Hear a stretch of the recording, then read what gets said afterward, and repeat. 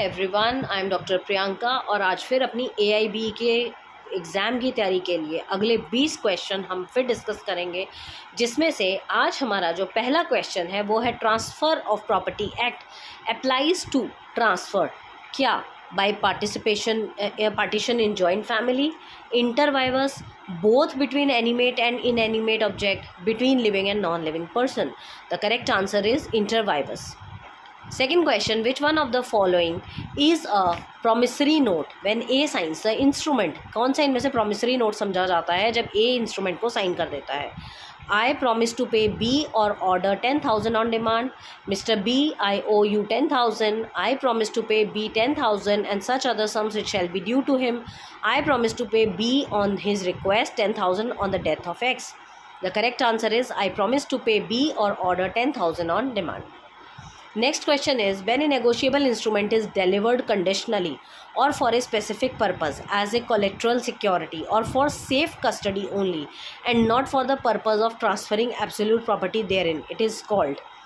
जब एक negotiable instrument को डिलीवर किया जाता है कंडीशनली और for specific purpose as a collateral security और सेफ कस्टडी के लिए and not for the purpose of transferring absolute property, उसको ट्रांसफ़र करने के पर्पज़ से नहीं कर रहे, तो ये क्या कहलाएगा? Fictitious bill, escrow, inchoate instrument या clean bill? It's escrow. A owes B 20,000. A B के लिए वो कर रहा है 20,000 but this debt is barred by limitation act. A executes a written promise to pay B 15,000 on account of debt. ये क्या है? वैलिड है, इनवैलिड है, वॉइड है या वॉइडेबल है? It's completely valid. He who does an act through another does it himself is a contract of. ये किस चीज़ का कॉन्ट्रैक्ट है? He who does an act through another does it himself. Sale, purchase, agency या partnership? It's a contract of agency. A contract to perform the promise or discharge the liability of a third person in case of his default is a contract of. क्या चीज़ का contract है ये? Guarantee, default, indemnity या partnership? It's guarantee. Agreement in restraint of marriage is, restraint of marriage का जो agreement होता है क्या होता है? कॉन्टिजेंट कॉन्ट्रैक्ट, वेजर, वॉइड या valid? It's void. Consensus ad idem का क्या मतलब है? Good faith, opinion of third parties, opinion of offeree या meeting of the minds? It's meeting of the minds. Caveat emptor का मतलब क्या है? Purchaser beware, seller beware, things outside commerce या warning letter? It's purchaser beware. Next question is, a past consideration under Indian law is invalid, valid, void या voidable? It's valid.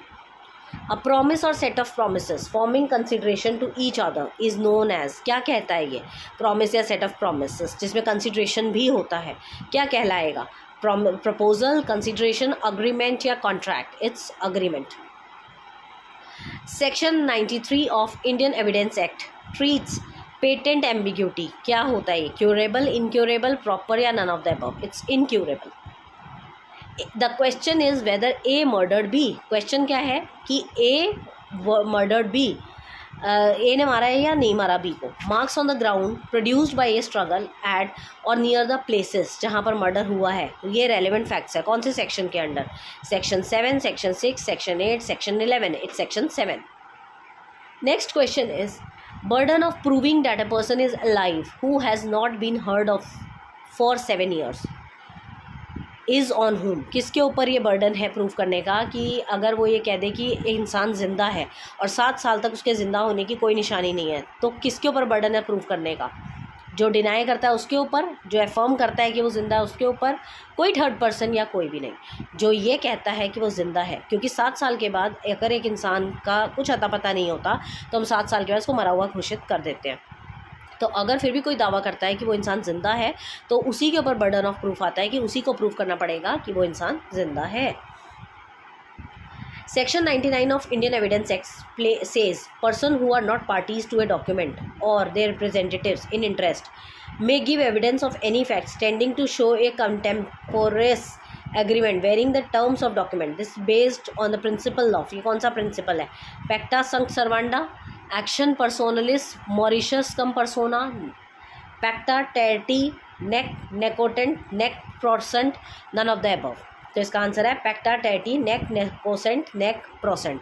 अगर आपको इनके meaning देखने हैं तो मेरे लेटेस्ट मैगजीम्स के प्लेलिस्ट में आप जाके इन सब के मीनिंग देख सकते हैं। कोई ज़रूरी नहीं है यही क्वेश्चन आएगा, some other can also come. According to Law Commission of India 69th report section 27 जो इंडियन एविडेंस एक्ट का, वो किस चीज़ पे बेस्ड है? Doctrine of confirmation, doctrine of testimonial incrimination, doctrine of introspection या none of the above? It's doctrine of testimonial incrimination. Next is presumption of law का क्या मतलब है? Discretionary and rebuttable, mandatory and rebuttable, mandatory and irrebuttable, all the above? It's mandatory and rebuttable. Section 100 of CRPC क्या बताता है? Seizure, search, summons या search warrants? It's search warrant. Next question is under which section of CRPC the procedure when investigation can not be completed with in 24 hours has been described? कौन सा section बताता है? Section 165, section 166, 167 या 164? It's section 167। Next is CRPC ensure करता है क्या?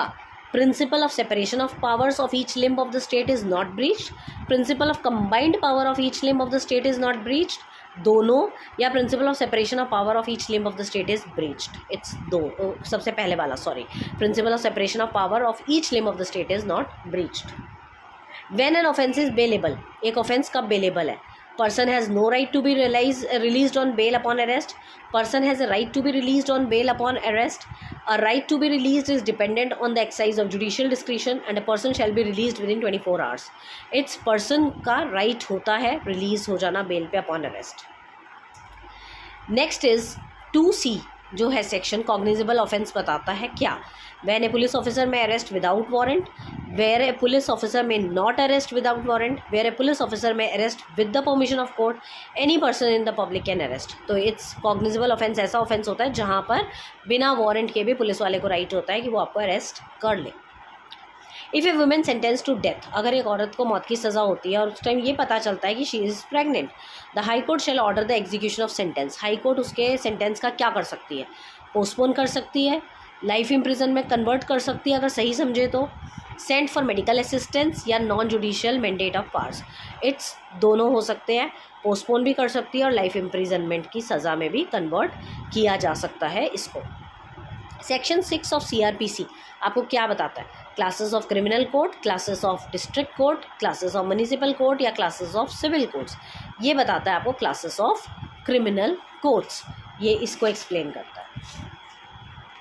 Next is he who does an act through another does it himself is a contract. It's sale, purchase, agency or partnership. It's called partnership. Next question is transfer of property act applies to transfer.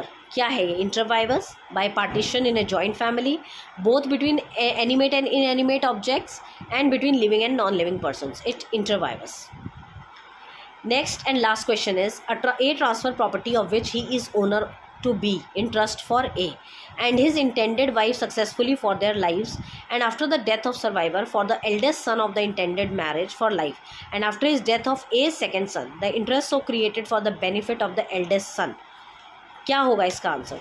A transfer करता है अपनी property of which he is the owner to be in trust for A and his intended wife successfully for their lives, and after the death of survivor for the eldest son of the intended marriage for life, and after his death of A's second son, the interest so created for the benefit to the eldest son. क्या है ये? does not take effect, takes effect, partially takes effect and none of the above.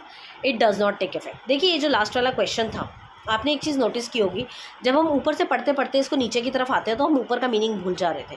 तो इसका मतलब क्या है? ये question बहुत ही ज़्यादा कॉम्प्लिकेटेड है, तो ऐसे क्वेश्चन को अक्सर आपको इग्नोर कर देना चाहिए, ऐसे क्वेश्चन को आपको टच नहीं करना चाहिए, क्योंकि ऐसे क्वेश्चन आपको तंग करेंगे, आपका टाइम कंज्यूम करेंगे और बहुत सारा आपका टाइम खा जाएंगे। तो इस वजह से आपको ऐसे क्वेश्चंस को पहले लुक में ही छोड़ देना है। आप इसको लास्ट के लिए रखिए। अगर आपके पास टाइम बचता है तो you can attempt, you can try, क्योंकि नेगेटिव मार्किंग तो कोई है नहीं पेपर में, तो यू कैन ट्राई, बट कोशिश ये कीजिए कि पहले जो छोटे छोटे क्वेश्चन हैं जो बेयर एक्ट्स में से निकाले जा सकते हैं और जिनका आंसर आपको क्लियर कट पता है, उन क्वेश्चंस को पहले ट्राई कीजिए, सो डैट आप अपने 45 का जो टारगेट है उसको पूरा कर सकें।